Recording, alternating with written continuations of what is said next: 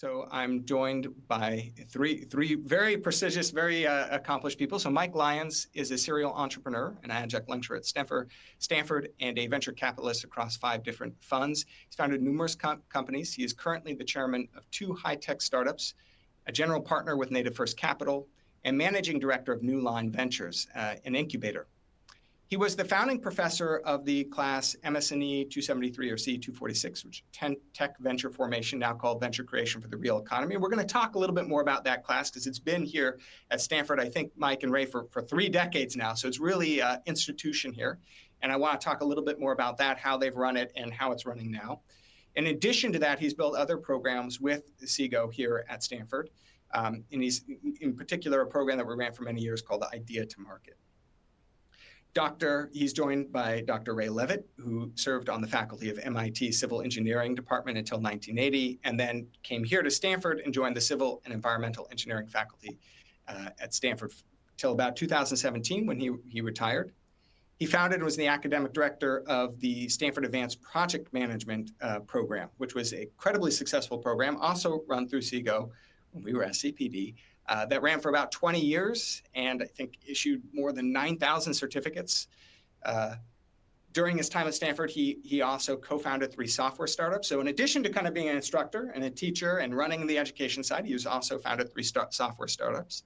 He is the president of the Farmers Investment Club, an angel investment group of Stanford faculty and affiliates. And upon retiring from Stanford in 2017, he became an operating partner of Blackhorn Ventures and has led the firm's early stage investments in more than 20 startups focused on the construction and real estate sectors. So very varied career, really interesting. I know, Ray, we've had a chance to talk before. Always love hearing more about the interesting journey you've had. We're also joined by James Currier, who is a 5-time founder and angel investor in DoorDash, Lyft, and Patreon, and a founding partner at NFX. Before becoming an angel investor, James was the co-founder and CEO of Tickle, one of the internet's first successful user-generated companies. James has co-founded 3 other successful companies, Wonderhill, Iron Pearl, and Jif. And as a lifelong learner and developer of talent, James loves sharing wisdom among founders. And I really encourage you to check out the NFX site. I think it's just nfx.com. James, correct me if I'm wrong, but it's a really wonderful set of resources. Also have wonderful webinars, articles, things that are just really, really valuable resource there. Well, thank you all 3 of you for joining us, and thank you everyone in the audience for joining us today. Again, today what we want to just go through is what it takes to launch a successful venture. And the way, we were talking earlier, I see the structure is just starting with your experiences as founders, as people running these companies, and then moving on to your roles as VCs and what you've seen as you've engaged with lots of different companies and coaching them through it, and the kind of ending to talk about how you can teach and learn those skills outside of maybe that coaching environment of being a VC, and a little opportunity to talk about the specific classes that we have here at Stanford. So James, would you mind kicking us off? Just could you give us a little bit more about your background and maybe a focus on your time as a founder, as someone working, and what were the kind of the hard lessons you learned as a student, so to speak, of launching a successful venture? Yeah, you bet. So I went to Princeton and I started a couple companies while I was at Princeton. I actually took a year off. So the entrepreneurial bug was part of me from the very beginning. I got out and ended up working at Battery Ventures as an associate back when there was only 40 venture firms in the US, and it was about 150 general partners working in venture and about 75 associates. I was one of the associates. And so I got an early look at the industry in 94 to 97. And when I got out of Harvard Business School in 99, I started Tickle. And while I was at school, I was taking all the courses I could to really understand what I was in for. I was reading books on the side. I was going off campus to different tech conferences. We didn't really have startup conferences back then, but we had tech conferences that I would go down to. And then when I got out, I started my first company during the last year of my business school. And I got the name wrong. I named it a really bad name. I had to change the name to Tickle later. I asked 6 of my classmates if they would join me. They all said no. By 7th one finally said yes. So it took me a while to get the sort of talent to join me on one of these crazy journeys. And then we raised money from friends and family, and then promptly ran out of money. And so I was raising money every month just to keep it going. I went off salary myself for 6 months. and we were about to go out of business. We were going to miss payroll for the last 6 people out of the 13 that were still on payroll. We were about to miss that next Monday, and the money from the venture firm for our Series A came in on that Friday afternoon before the Monday we were going out of business. So we were inches from just missing payroll and going away with that first one. And there's one of the big lessons that I learned from the whole thing is if you're going to do anything, you have to hit it hard. You have to raise more than you think. You have to talk to more people about joining your company than you think. You have to talk to more customers. You have to iterate faster. You have to just make decisions much quicker than you think.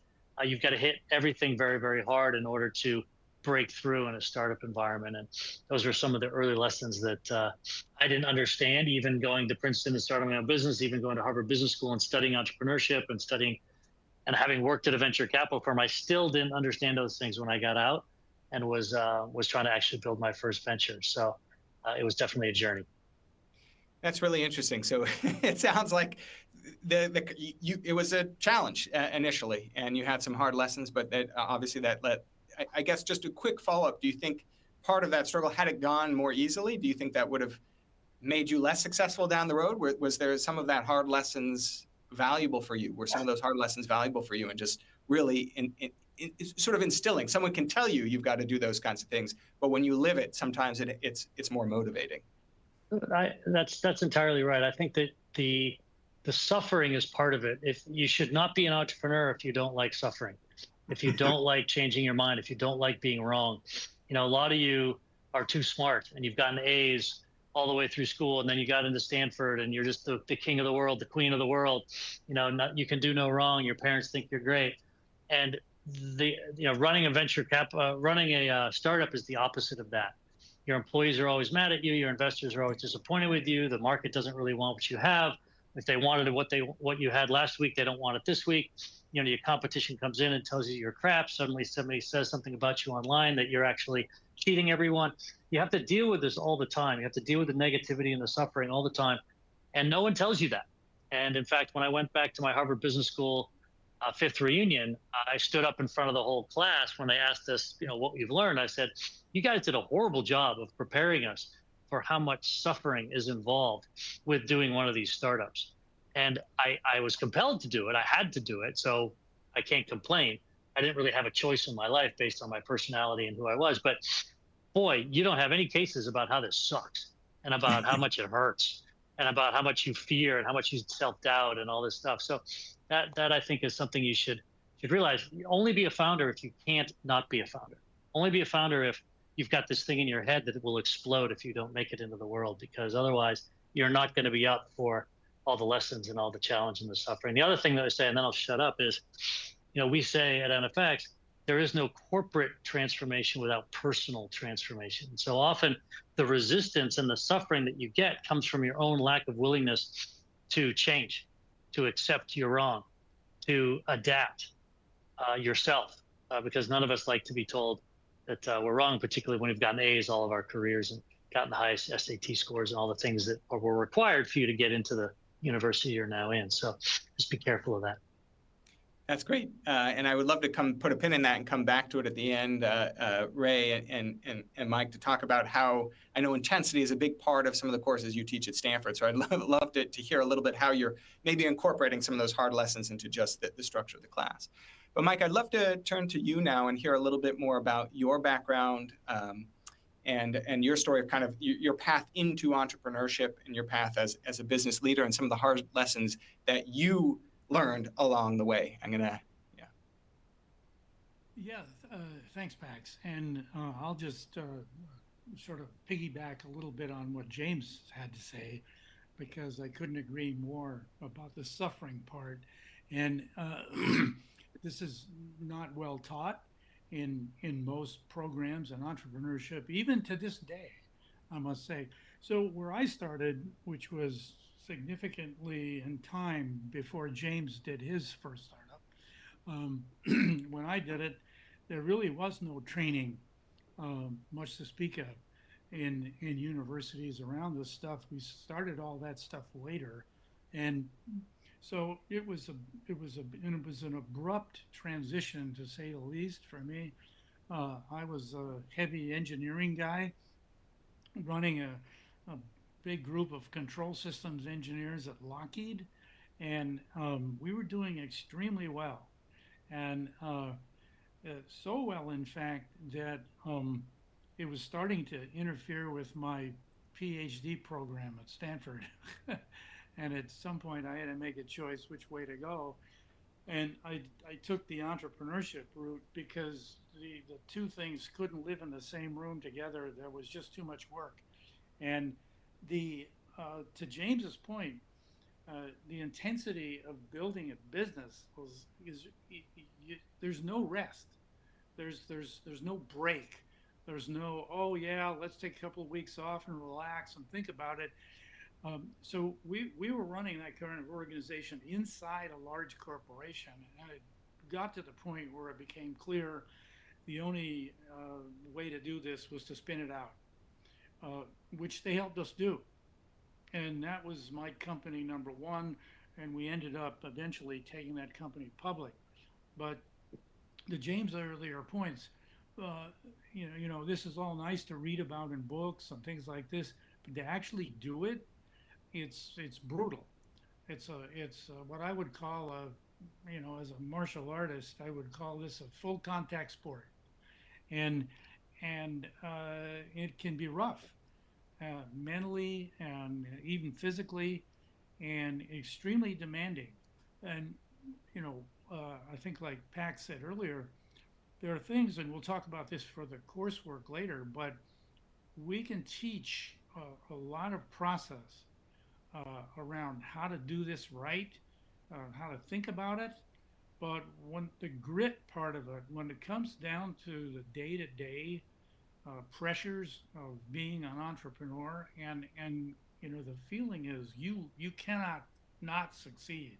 That's not going to work, and there's a lot of intensity to doing this, every minute. And I think several people have pointed out, entrepreneurs can go from euphoria to total depression, in the space of less than a day, depending upon what's going on and what's happening and successes and failures. And you're constantly adjusting and pivoting and moving. And this is why when we talk about building successful companies, one of the most important things is the team. Who are these folks? And ultimately, as an investor, one of my fundamental questions is always, you guys any good at this? Okay, because the success of it really depends on that. And you can have an absolute A idea and a B team and lose the whole thing. It's much better to have an A team and a B idea, because then the A team will figure out how to improve the B idea and get it to work right. And anyway, we can come back to this many times, but most early stage ventures require significant number of pivots early on to get things dialed in, so things start to work. Pax? Thanks, Mike. That was first of all, I'm afraid we lost half our audience already because we're starting with the how tough it is, but that's great. And so maybe I want to come back to a lot of these ideas that both of you are bringing up, but I want to also give Ray a chance here to talk a little bit more about his background and his path to entrepreneurship. But just again, putting a pin into this idea of intensity and how do you prepare for that? And maybe you can't. Maybe some of these lessons just have to be hard lessons that you learn experientially. But I also want to come back to this idea of pivoting, which you hear a lot, or maybe I hear it a lot because I've sat in on your classes many times. But this idea, of being ready to take an idea, iterate on it, change it. I think, James, you were saying you got to be ready to make more decisions more quickly than you would anticipate. So how, thinking about how you coach people through that or how you prepare them for that. Before we jump into that, Ray, I would love to hear a little bit more about your background as well. You started similar to Mike, you were in academia, but you were literally a professor in academia before moving into the venture capital space and the founder space. So I'd love to hear a little bit more about your journey and some of the hard lessons you learned along the way. When I started my high school, I decided I was an entrepreneur, and I wanted to do that. And I launched a company with a Swedish friend to import Swedish clogs into South Africa. It was a disaster, but we eventually broke even and decided we didn't want to be in the import-export business. But anyway, I came to Stanford to study construction management, and this was in the early 70s. And the business school at that time was only talking to public companies. They had no interest in entrepreneurship. I organized a course for boards of directors for private companies, which got me in trouble with the business school because they didn't like it. But my big mistake was I stayed in school too long and became a PhD, and no one in the industry would hire a PhD, and I had never planned to be a professor. So I don't ever give career advice to students because I say I blundered into my career. I literally talked to 3 or 4 construction companies at the time I graduated, and they all said, PhD, you want to be a professor? We can't use a PhD. So I reluctantly became a professor, first at MIT for 5 years, where there was not very much entrepreneurship other than 1 or 2 companies in the Polaroid and digital equipment and companies like that, and moved back to Stanford when there was a position, and then really got involved with interesting graduate students who wanted to start companies. So the first company I launched was an early application of the AI of that time, which was rule-based, chaining if-then rules together to model the knowledge of human experts. It was the opposite of what we do today, where we sort of learn from data and tell the experts what to do. Here we were interviewing the experts and building models of their knowledge. And it was in medical diagnosis, it was in construction safety, it was in a number of areas. But the first company I launched was really a failure. What happened was the venture capitalist who had funded it lost faith at the last minute and left us floundering with a payroll we couldn't meet. And unlike Mike and James, my first project was a failure. I had to tell the friends and family who gave some of the early money that they were wiped out from the recapitalization. And I think what I learned from that is that I was very lucky to be in Silicon Valley, where if you've had a failed startup, you're not considered a loser, you're considered experienced. And so it was easy to raise money for the next company. That one was more successful. We actually developed a configuration system for data centers and for oil refineries. And the oil refinery one was acquired by Bentley System, and the data center configuration one became a small public company. And I had met some venture capitalists when I ran that board of directors conference early on, and I thought that's something I'd really like to do later in my career. After doing 3 startups and becoming an angel investor, I took early retirement from Stanford in 2017 and joined Blackhorn Ventures. So that's how I got into it. But I learned a few other lessons besides, if you can't be smart, be lucky, which my father had always told me.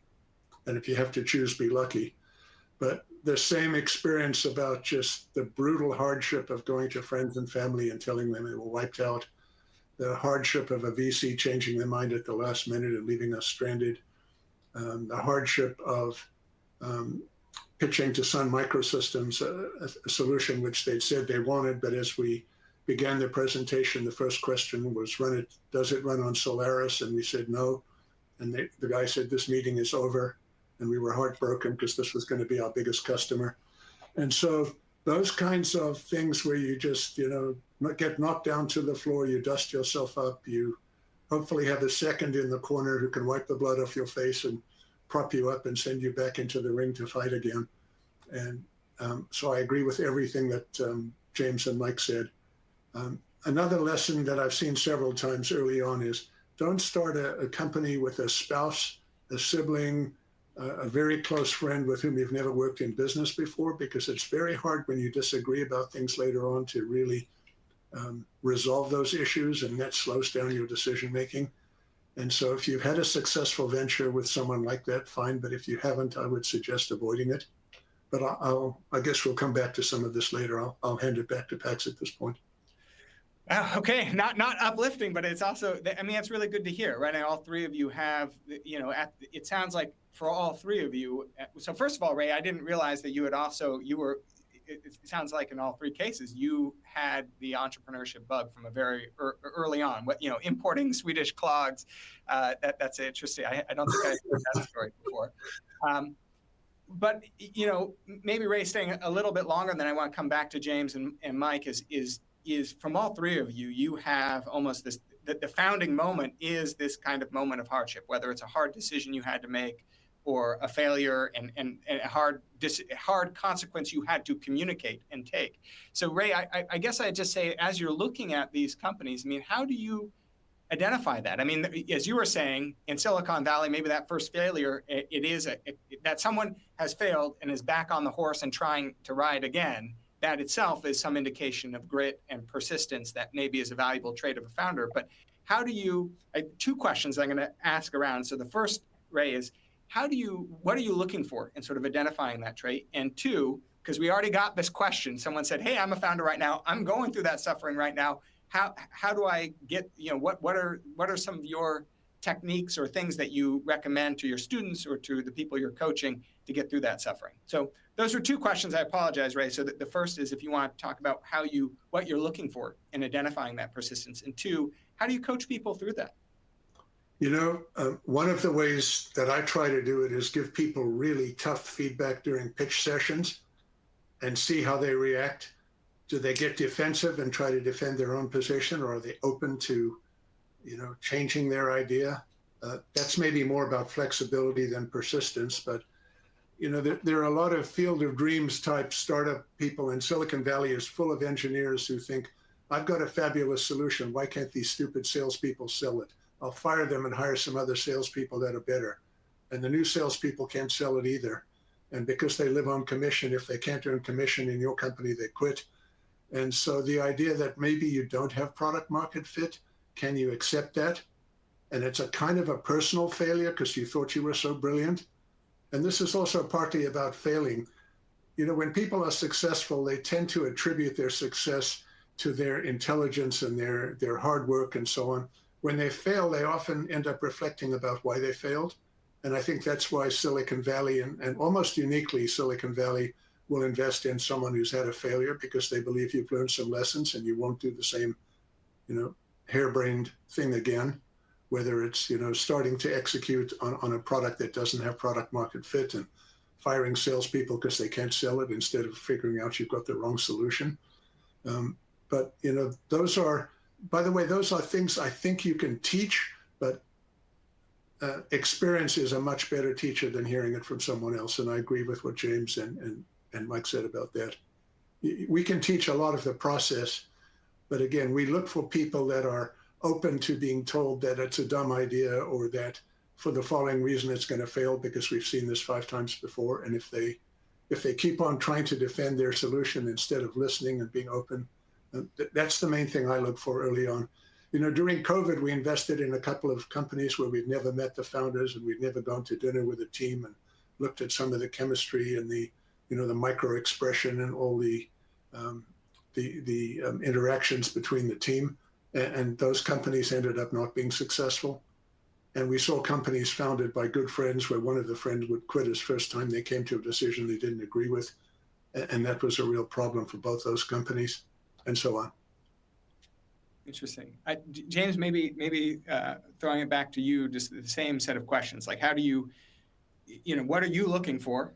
How do you identify that persistence, and how do you coach or comfort people through that difficulty when, a founder is up against that first hard decision they have to communicate, or that first failure? Yeah, I think that one of the key things to identifying persistence is how well they are calibrated toward how many ideas they have to have in order to find one that works. So if you grow up thinking, my dad had 3 ideas and one of them worked.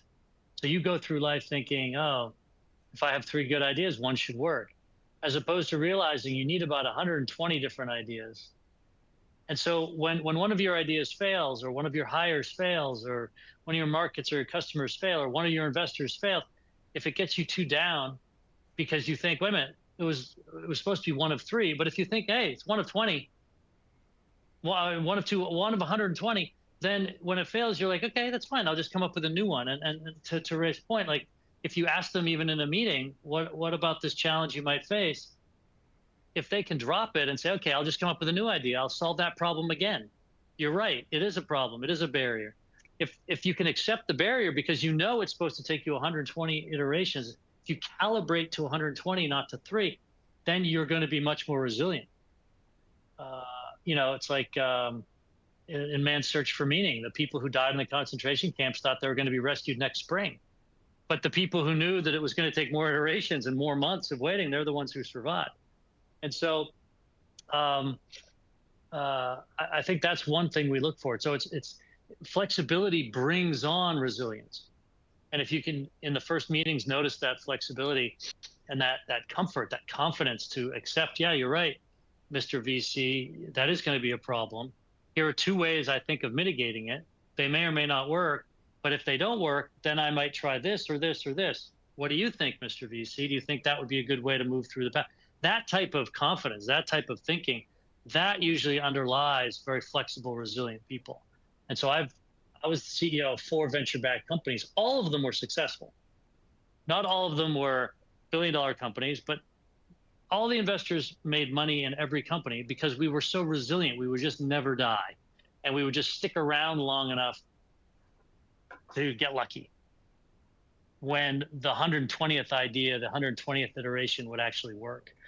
And so that's what I'm looking for. And that's how I coach them. I coach them through the mindset of realizing that it's okay that you're on iteration number 94. Don't get discouraged.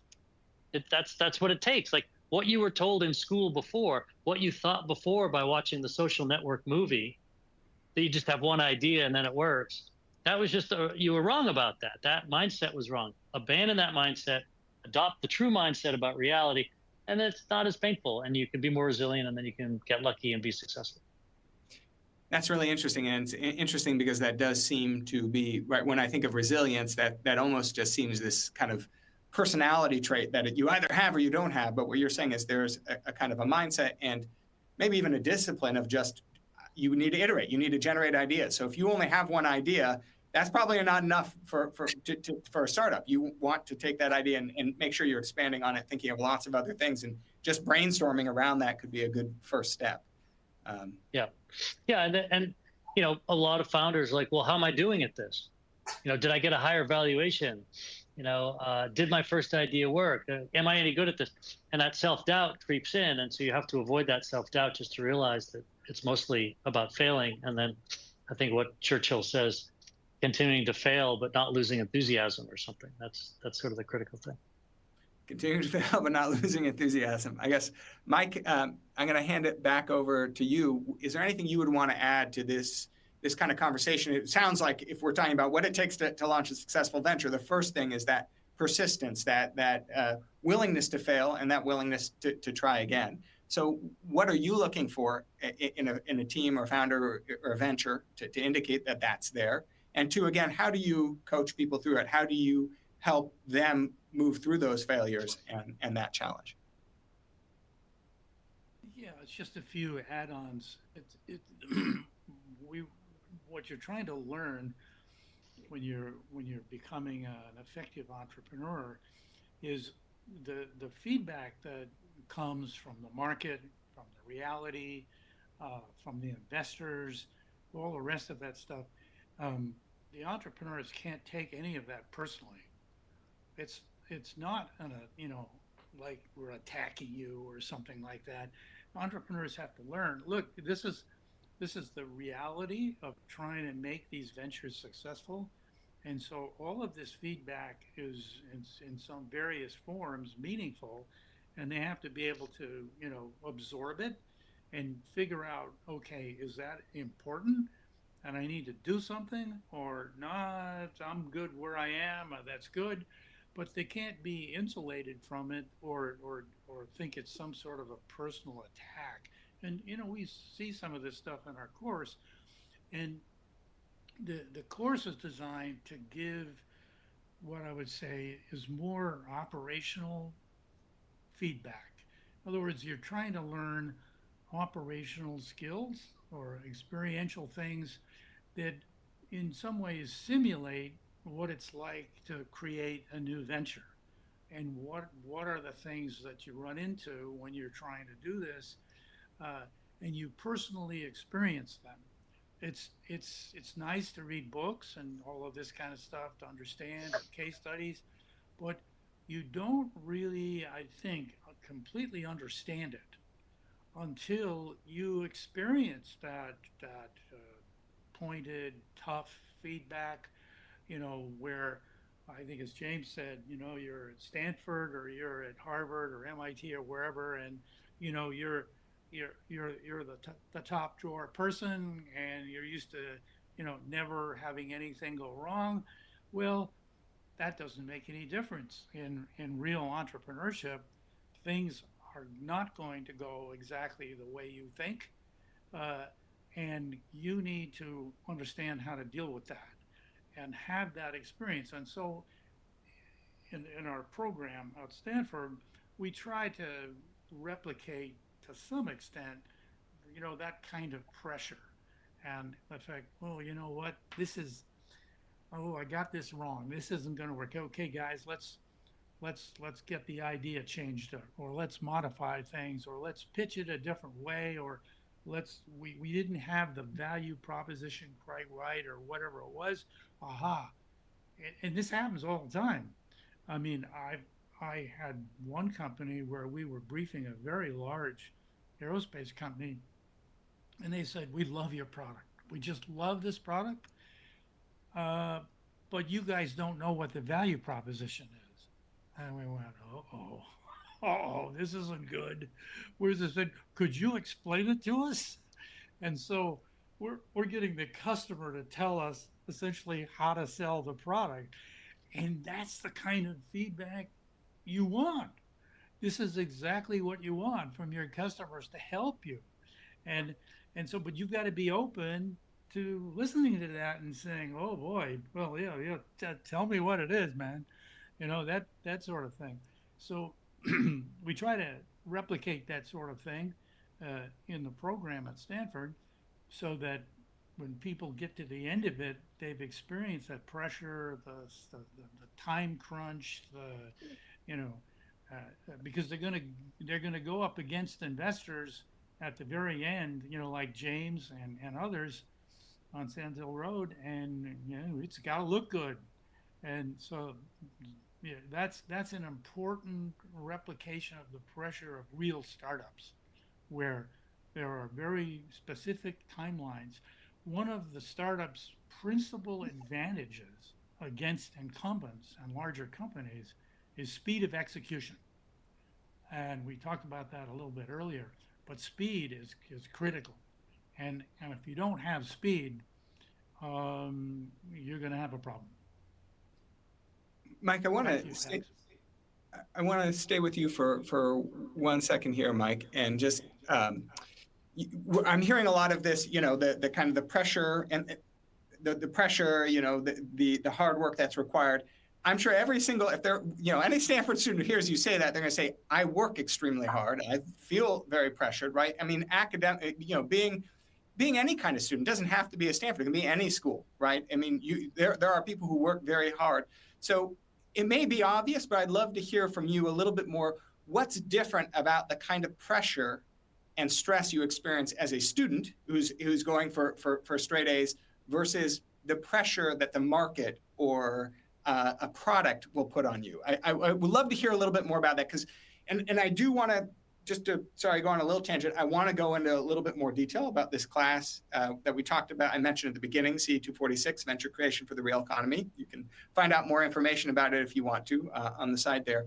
But before we do that, I want to think about those two different environments. Like, what's the difference between the real world pressure? I mean, they're all real world in some sense. The academic pressure of a student striving to succeed in, you were a PhD student and maybe in aeronautics, and there, turbulence modeling, versus kind of pressure of the marketplace. So Mike, back to you. Yeah, okay. So real quick, not to drag it out, especially in engineering coursework, things like that, you're learning tools, techniques, you know, understanding physical principles, things like this, and doing a lot of homework problems, and you know, solving in some cases, you know, pretty complex engineering problems. Um, the good news about all that is there is a right answer, and you know, the outcome is not, well, you could do it like this and get this answer, or you could do it like that and get this other answer. No, that's not the case. So there's a lot of grinding, and there's a lot of heavy work to do, and heavy lifting and all that kind of stuff. But I would call it much more deterministic. Whereas in entrepreneurship, you know, in the reality, there's no actual right answer. Uh, there are multiple ways that companies can be built, and ideas generated, and you know, results created, and so on. And so it's not a fixed path kind of thing, which makes you know, makes it much more uncertain. And you also have to convince others, including people that are on your team, that hey, we're doing the thing we should be doing, and let's all you know, build up and let's go for it, and let's get it. And so, whereas in an engineering course, you're not trying to convince anybody else that, you know, this is how you solve partial differential equations. You know, I don't need to convince a team of people that hey, what I'm doing is the correct thing. That's not, it's irrelevant. And so it's very different. Thanks, Mike. Maybe Ray, can I turn to you? And you know, you've been a teacher, instructor, you know, at Stanford for a long time. You've taught this particular course for a long time. You've taught other courses. You've developed online courses, again, project management. So I'd love to hear, as you're thinking about how you teach these kinds of skills, and just summarizing what I heard from Mike, right? The academic environment, it's hard work, it's a grind, but there is maybe a closer correlation. You can put in this hard work and you know you're going to get an A, right? It's easier for you to sort of to figure those two things out. And then the second piece is this piece of collaboration and teamwork. That is, obviously there are lots of classes that often have team projects, but there's maybe it's more essential in a company, right? I mean, you're constantly, you're never a solo, you're never just going alone. So how do you think about those two things? How do you approach teaching the idea of venture formation or entrepreneurship? So, you know, when I taught project management, I would have students take on real projects and build models and work on basically a simulation of what it's like to be on a project. And so I taught courses on organization design, and I have the students go out and do a design of a real organization using concepts and tools we had in the class. And so I really believe that trying to simulate at the highest level of fidelity you can the real world problem you're teaching. I always taught applied courses. I never taught, you know, basic calculus or physics or things like this where there is a right answer and the professor knows what it is. And if the student doesn't, they get a B or a C or they fail. But for courses that involve designing and configuring and so on, where there are essentially infinite possibilities, I've always felt that creating an experiential course is the way to do it. And so when I was first invited to create a course like this for students in the construction industry who wanted to get into construction tech and not go and be a project manager in construction, which started to happen around the time that mobile phones and tablets became available, because people on construction sites are often accused of being backwards because they don't use computers, but they couldn't use computers until there were mobile computers for people running around job sites, and there was broadband so that they could connect to data and to each other. And so starting in the early 2010s, we saw a real demand for a course in this area, which is why I went and engaged with Mike and Pedram, who had been teaching this for a long time in MS&E. As Mike said, he taught the first entrepreneurship course at Stanford 30 years ago. and they helped me put together a course targeted for some of the students. And what I realized was that that course was basically a pretty darn good simulation of a startup, except it was compressed in time down to 10 weeks. So you have to come up with an opportunity, and then you get to pitch that opportunity to a group of people who tell you it's the stupidest idea they've ever heard. And you either push back and keep, going with that idea, but the most successful students in the class over time have been ones who just threw the idea out. They didn't even try to tweak it because it was just hopeless from the get-go. And they accepted that, came up with a new idea, and actually launched companies that got funded right in the final presentation from the class.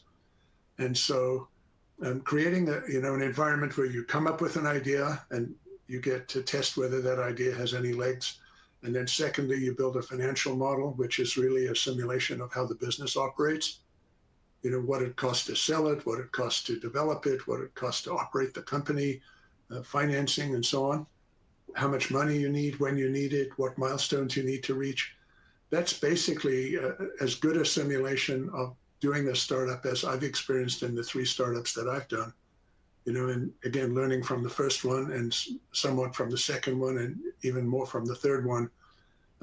We try to put a lot of that experience into the guidelines we give the students. But as we said before, some people are more able to pivot and more able to get up and dust themselves off when they get harsh feedback.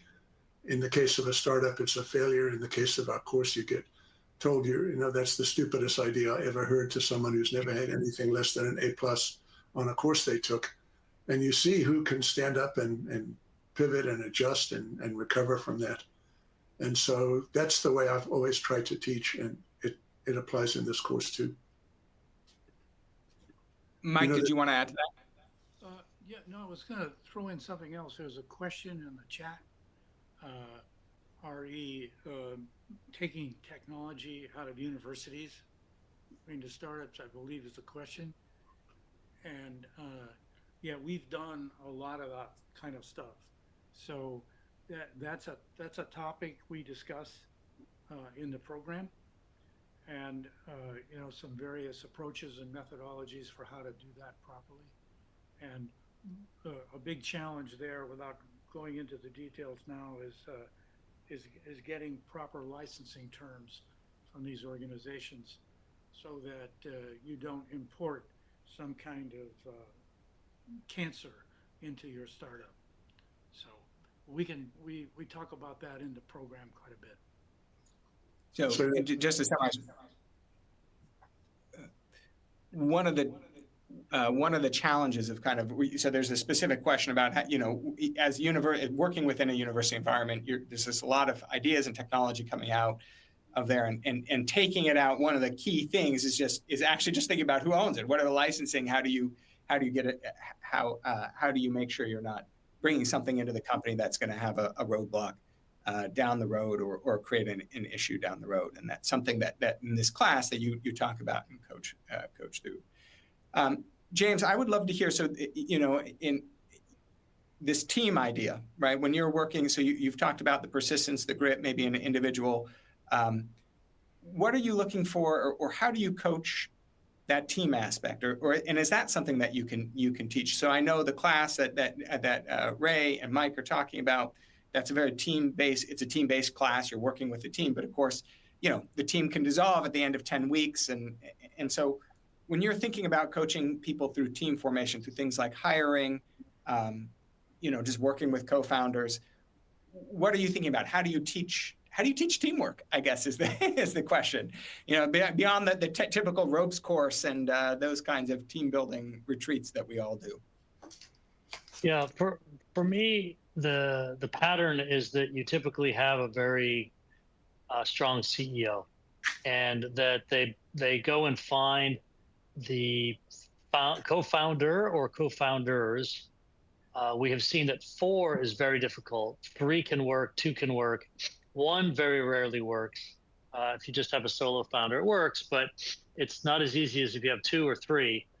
And then 4, one of the 4 always blows out within the first year and a half. They're just not fitting in, is sort of the pattern.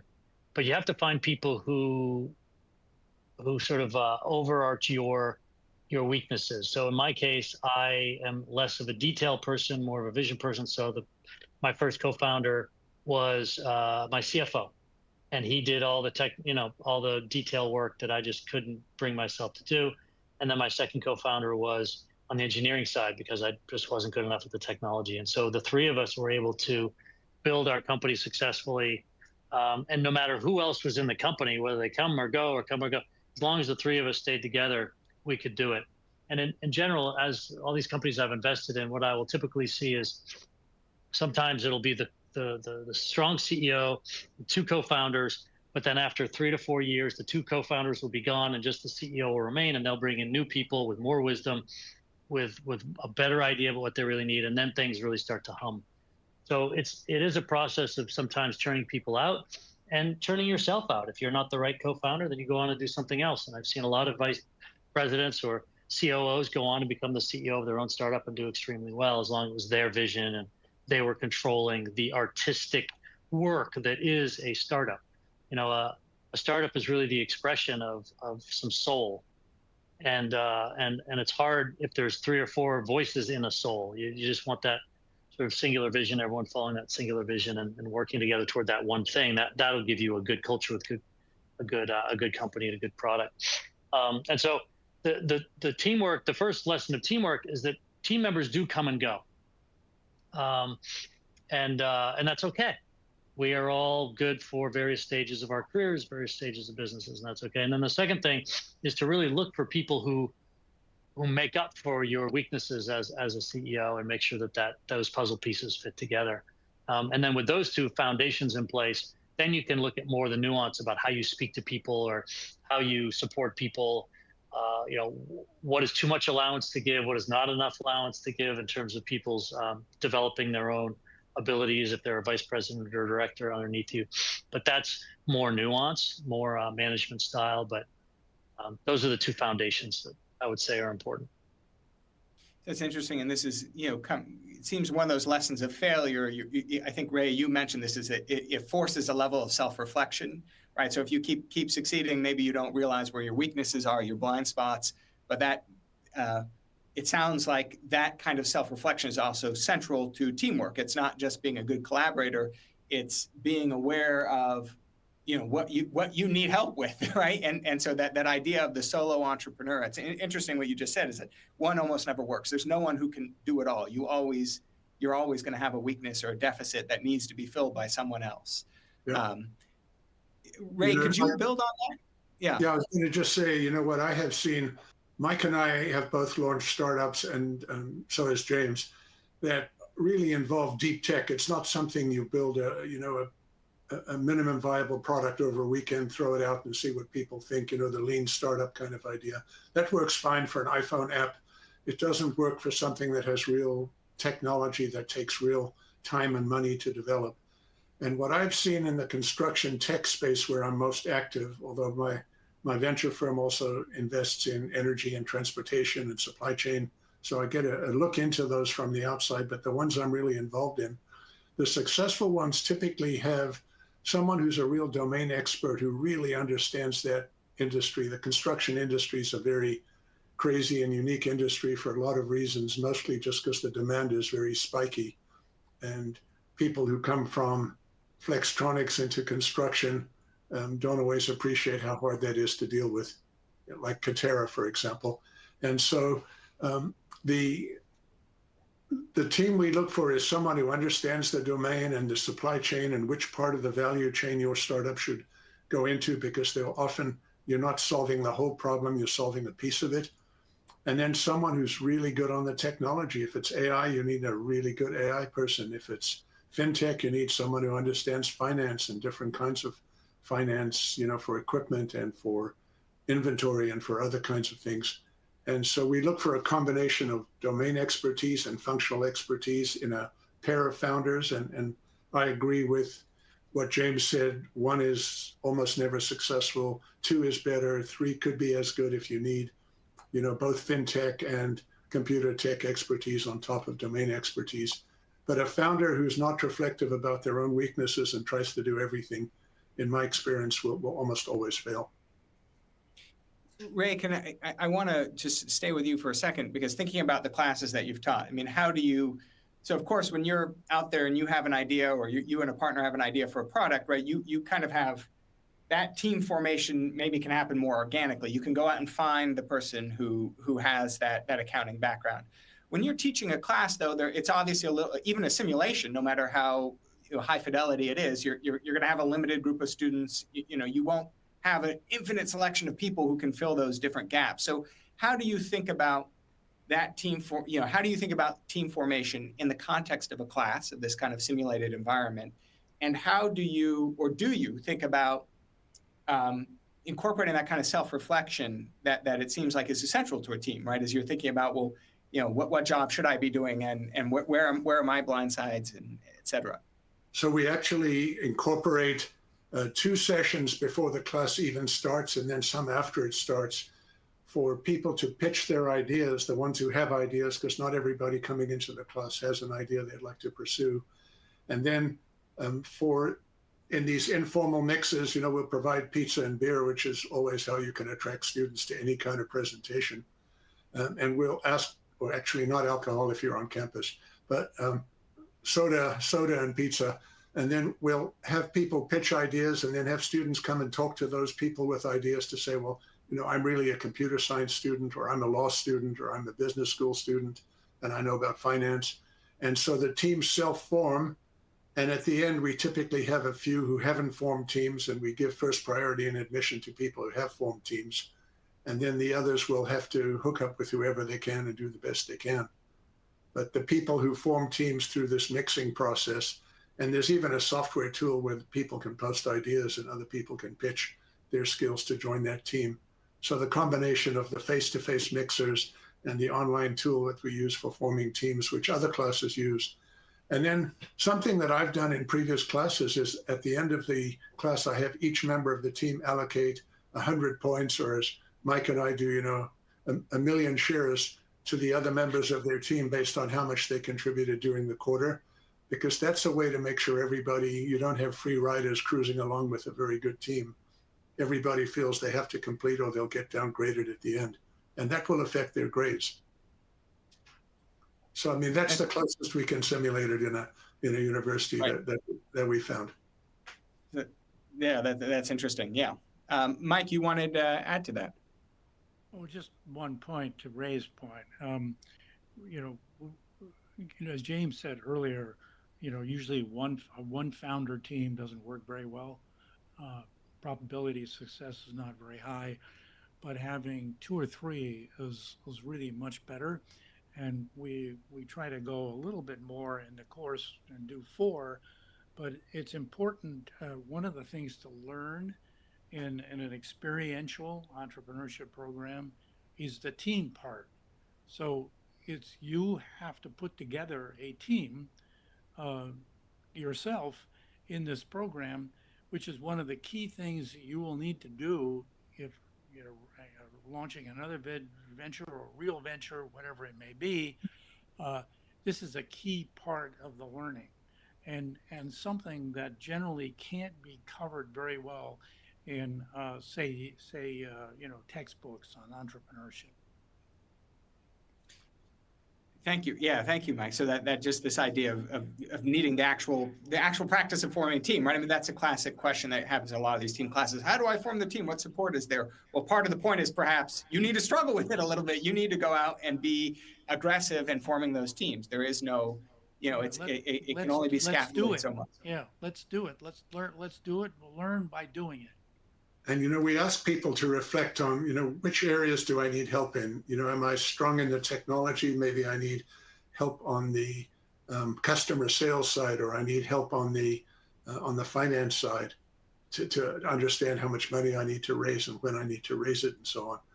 And so we encourage people, even in those mixes before the class starts, to be reflective about what they need to make their idea work in the class. And some of the teams that do it well actually end up and go and launch companies. So we've had, since I've been in the class in 7 years, we've had 20 or so companies come out of this class. And Mike can say how many people have come out, or companies have come directly from the class and then as follow-on ventures. It's probably in the hundreds, Mike. we're running a little bit short on time, and I want to maybe, James, give you the last word here, because I think this naturally leads into something that you've written a lot about and that I find really compelling, is the idea of network effects. And of course, there's the one context of a network effects in something like a Facebook or a product, but I think it's you have the article on network effects in your life. And in a sense, this course is a kind of mini network, right? Stanford is a mini network. The Bay Area is a mini network. Could you just kind of take us home with just your reflections on, as people are thinking of being entrepreneurs, you think that, or I don't want to misspeak, but I mean, the central role that networks can play in that, and how you can think about that as you think about, I want to be an entrepreneur. What network should I be putting myself, trying to insert myself into? Yeah, I think the shorthand is just that every choice you make is actually a network choice. And you don't think about it that way at the time necessarily, like, oh, I want to get certain skills, or I want to get a certain salary, or I want to go to a certain prestigious school, or I want to go vacation in something, or I have this boyfriend, or I have this girlfriend. But every choice you're making is adding to your network. And the way you make decisions in your life and how you understand how to succeed is based on all the information on your dashboard. But everything in front, and you do have free will. You are looking at that dashboard and you are making your own independent decisions. But every piece of data on that dashboard came to you through your networks.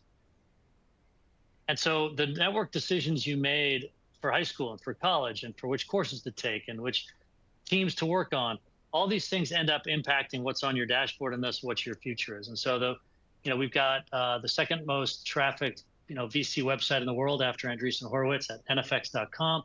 And the main reason is because of the content we produce. And of all those pieces of content, hundreds of pieces of content and videos and tutorials and whatnot, the number one blog post is your life on network effects. And it walks you through the 7 stages of sort of major life decisions that affect your outcome, essentially, by looking at it as a network choice and the network dynamics that fall in there. So I would encourage people to read that if they've got a minute. It is our most popular blog post, and it does help frame the various decisions you're making, including whether you're going to start a business or not. And understanding your context is very important. Well, thank you all. That was, I think, a perfect note to end on, this idea of that every decision you make is a network decision. And so even as you're thinking about your starting a company, is thinking about all these little decisions. So I really appreciate all 3 of you making the time today. I learned a lot. I really enjoyed this. I think we had a lot of good questions. We didn't get to all of them, so I appreciate everyone who joined. And thank you again. Thank you, Ray, Mike, and James.